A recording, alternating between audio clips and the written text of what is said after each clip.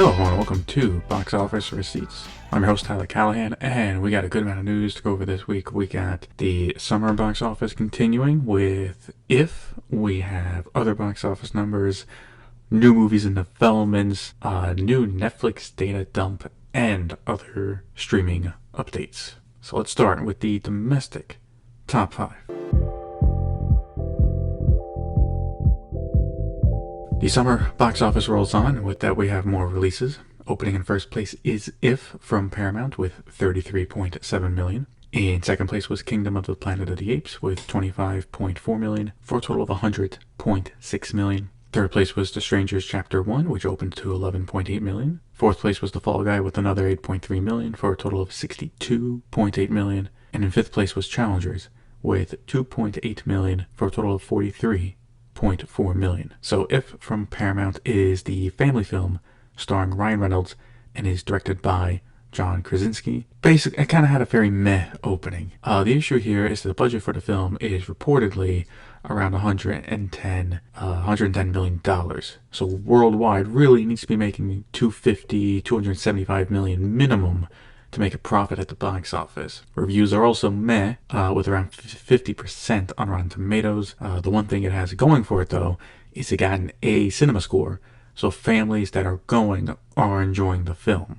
Really, at this point, it'll need word of mouth to carry it to a good box office run. As for Apes, that held really well with a second weekend drop of 56%. Oh yeah, and Back to Black, the movie about Amy Winehouse, opened domestically this weekend as well, and it bombed, coming in at 6th place with $2.8 million. In China, The Last Frenzy went back to first place for the weekend with $6.7 million for a total of $84 million. Twilight of the Warriors Walled In earned another $5.9 million for a total of $74.9 million. Hovering Blade opened in third place with $5.3 million. Kingdom of the Planet of the Apes dropped to fourth, making $5.2 million for a total now of $20.3 million.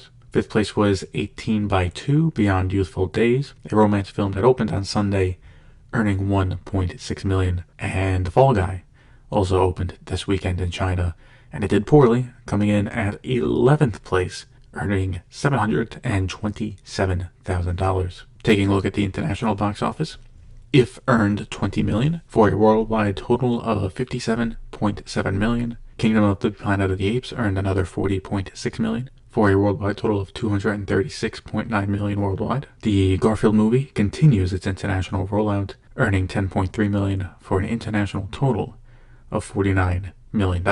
The Fall Guy made $7.2 million for a worldwide total now of $127.4 million. Challengers is now at $78.7 million, and Tarot is now at $30 million worldwide. Let's start off the news in Hollywood with some more release dates. Warner Brothers gave an update on Superman, the Christopher Reeve story, and it looks like it'll not be getting a wide theatrical release. The documentary will be in select theaters on September 21st and the 25th, with Fathom Events distributing. The studio is still working on an international rollout. From Lionsgate, they announced release dates for 3 films. The Killer's Game will come out September 13th. Flight Risk will come out October 18th.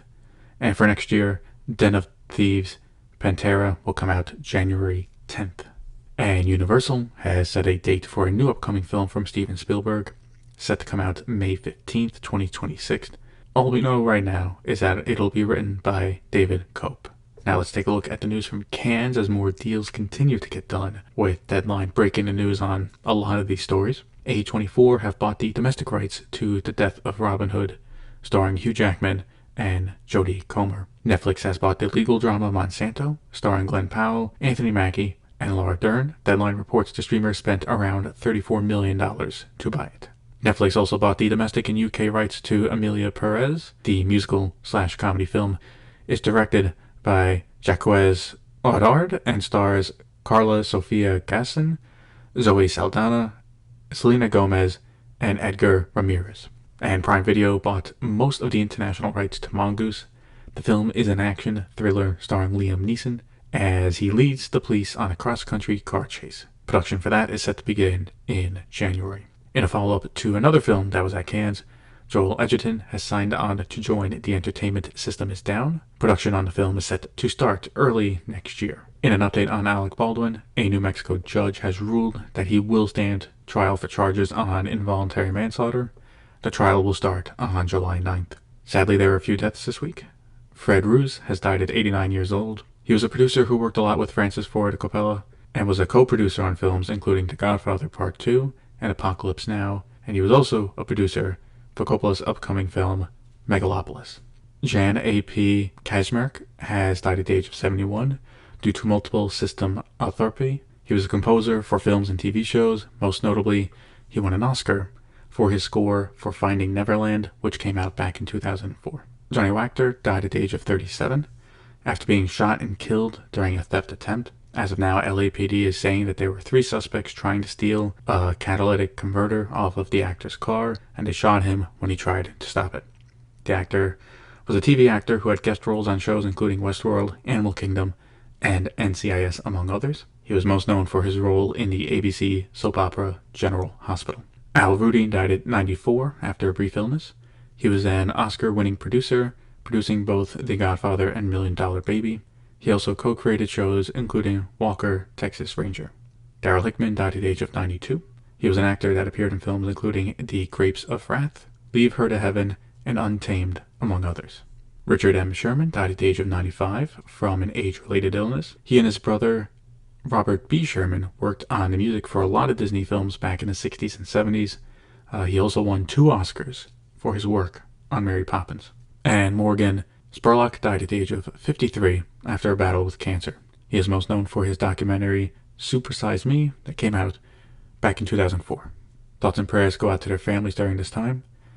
And as always, fuck cancer. Taking a look at movies in development, Marvel Studios seems to be moving forward with X-Men. Deadline broke the news that Michael Leslie is in talks to write the screenplay for it. He recently wrote the screenplay for The Hunger Games, The Ballad of Songbirds and Snakes. In casting updates, Deadline also broke the news on 2 stories. First, that Ayo Edebiri will be joining After the Hunt over at Amazon MGM Studios. The film will be directed by Luca Guadagnino and will star Julia Roberts and Andrew Garfield. Second is Mark Ruffalo is in talks to join Chris Hemsworth in what looks to be an action thriller called Crime 101. The film is also over at Amazon MGM Studios and will be directed by Bart Layton. Speaking of Chris Hemsworth, he will also be getting a star on the Hollywood Walk of Fame this week, with Robert Downey Jr. joining him to present. Sadly, there were some layoffs this week at Pixar, with Disney cutting 175 people, or around 14% of the company. Part of the reason for these layoffs is due to them scaling back shows being developed for Disney+. Hopefully all those affected will land on their feet as soon as possible. For trailers, we got a new one from Warner Brothers for Beetlejuice, with the film set to come out September 6th.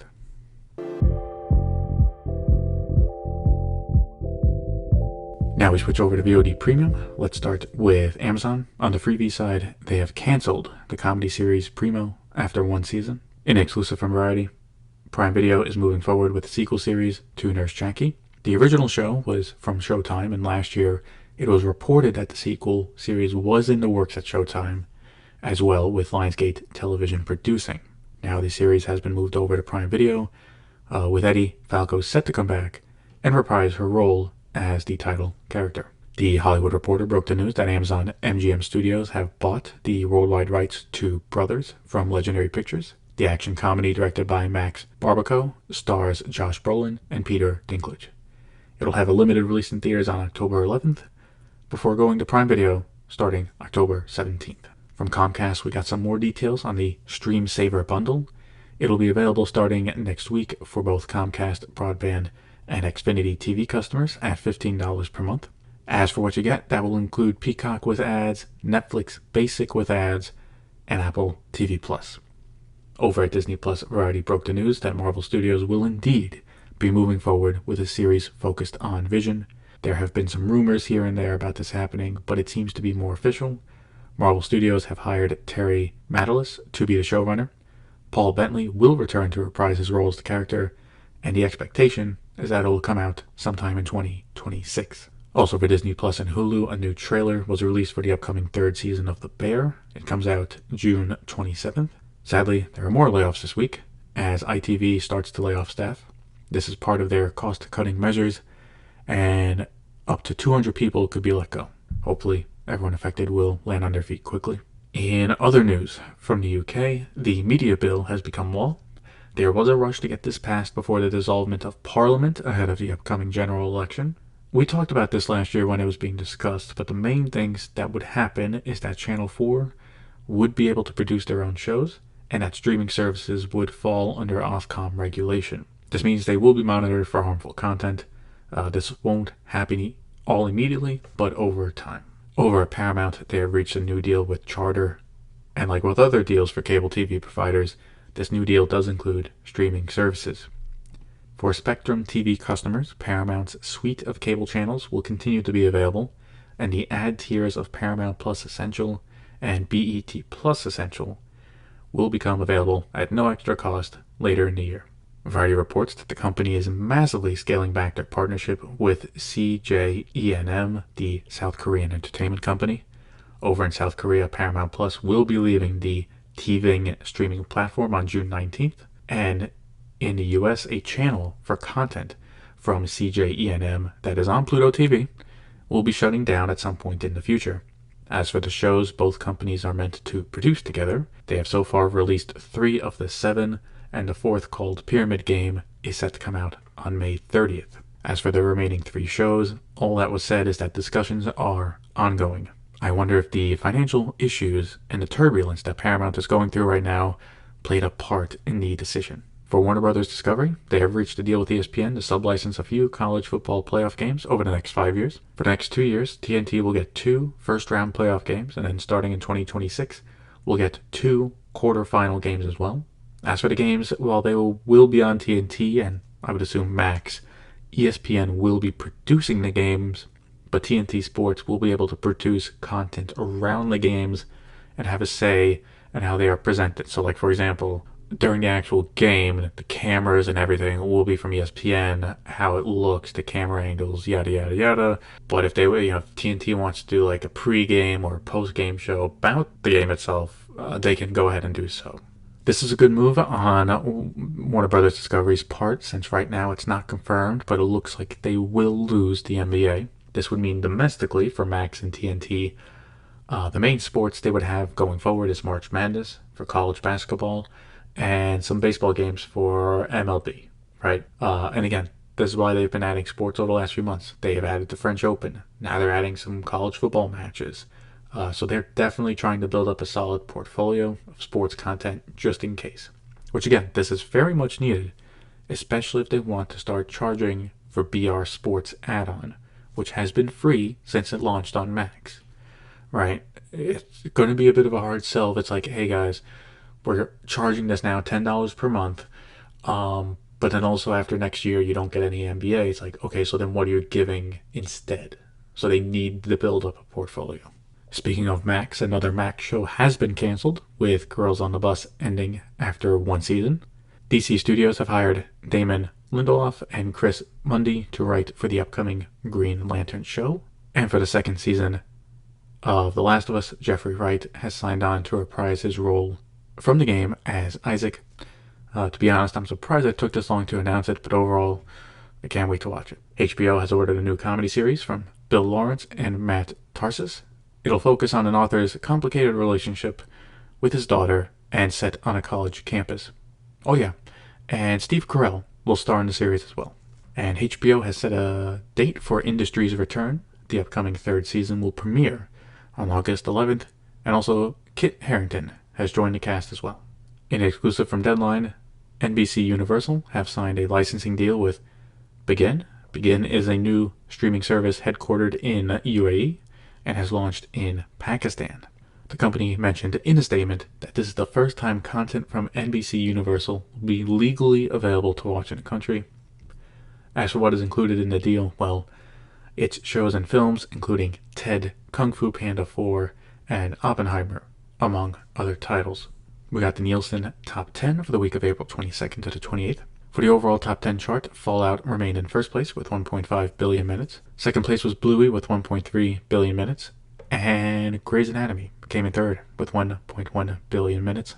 Also, another USA network show got a Netflix bump, with White Collar having recently became available to watch on the service. It showed up on the overall top 10 chart in 8th place with 717 million minutes watched. Now we wrap up with Netflix, where they have shown a first look at Liam Hemsworth as Geralt for The Witcher, and I gotta say, he looks the part. Now, how the final 2 seasons will actually be remains to be seen, but at the very least, based on looks, he fits right in. A new trailer was released for the upcoming film Beverly Hills Cop Axel F, starring Eddie Murphy. It will premiere on July 3rd. Available now to watch on Netflix is Atlas. This is the sci-fi film starring Jennifer Lopez, and has been getting thrashed by critics, getting a 19% on Rotten Tomatoes. Rian Johnson has given an update on the third Knives Out film, called Wake Up Dead Man. It will come out sometime in 2025, with production set to start soon. As for casting, joining Daniel Craig will be Andrew Scott, Kaylee Spaney, and Josh O'Connor. Looking forward to watching this one. We got the Netflix Top 10 for the week of May 13th to the 19th. For English films, Mother of the Bride came in first place with 25.4 million views. Madame Web opened in second place with 10.8 million views, and Disturbia came in third place with 7.7 million views. For English TV shows, the third season of Bridgerton debuted in first place with 45.1 million views. Second place was Ashley Madison, Sex, Lies and Scandal with 9.5 million views. And in third place was Baby Reindeer with another 7.4 million views. And we wrap up with the latest Netflix data dump. This covers viewership data from the second half of 2023. So how it's broken down is category for shows and one for films. And as for the shows, they're broken down by season for views. So it's not one show with all the seasons combined.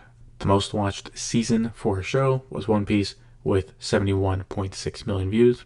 Netflix also mentioned in the report that the debut of the show did generate interest from viewers to watch the anime, which makes sense because for people who have not heard of it, if they like the live action version and they look it up, they see that there's over 1,000 episodes, there's multiple movies, there's a lot to watch. As for the rest of the top 5 for shows, second place was a limited series called Dear Child with 52.5 million views. Third place was Who is Aaron Carter, another limited series with 50.1 million views. And fourth place was the third season of Lupin with 49.7 million views. And fifth place was the third season of The Witcher with 47.9 million views. In Netflix's report, they highlight their TV franchises and how people go back to rewatch older seasons, or the show gets new fans. Take The Witcher, for example. Season 3 just got under 48 million views, but including seasons 1 and 2, well, then overall the show got 76 million views for the second half of the year. The streamer also mentioned how strong their non-English content is and people's appetite for it, with it accounting for a third of all viewing. The highest was Korean shows and films, getting 9% of viewing. And as for Suits, the Suits phenomena, which happened last summer into the fall, we got the info on that. The most popular season was, no surprise, season 1 with 26.9 million views. And for the most part, they went down in order. So season 2 of the show got 21.7 million views, and season 3 got 19.3 million views. And as for films, Leave the World Behind came in first place with 121 million views. Second place was Heart of Stone with 109.6 million. Third place was Leo with 96 million views. Fourth place was Nowhere with 86.2 million. And in fifth place was The Outlaws with 83.8 million views. I'm glad Netflix is releasing more data like this. It's very interesting to go through. And that is it for this episode of Box Office Receipts. If you want to follow me on Threads, X, or Instagram, links to those are in the show notes. Thank you for listening, and see you next time.